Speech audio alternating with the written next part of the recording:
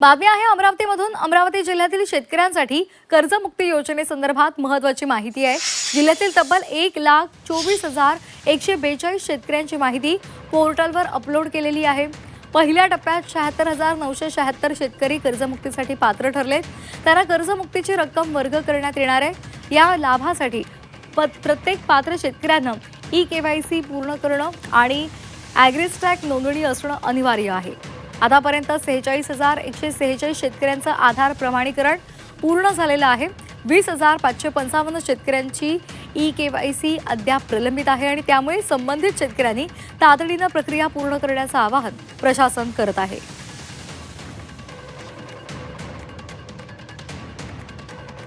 गाव पातळीवर प्रसिद्ध होणाऱ्या यादीमध्ये रक्कम व शेतकऱ्यांची वास्तविक कर्जाची रक्कम यामध्ये तफावत दिसून येत आहे।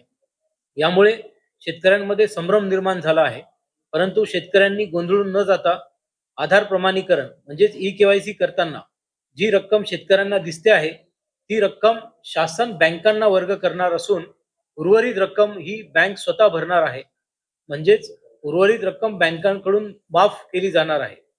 यामुळे शेतकऱ्यांना दिनांक 31/3/2026 पर्यंतच्या थकबाकीमध्ये 2 लाख रुपये पर्यंत संपूर्ण कर्जमुक्तीचा लाभ मिळणार आहे।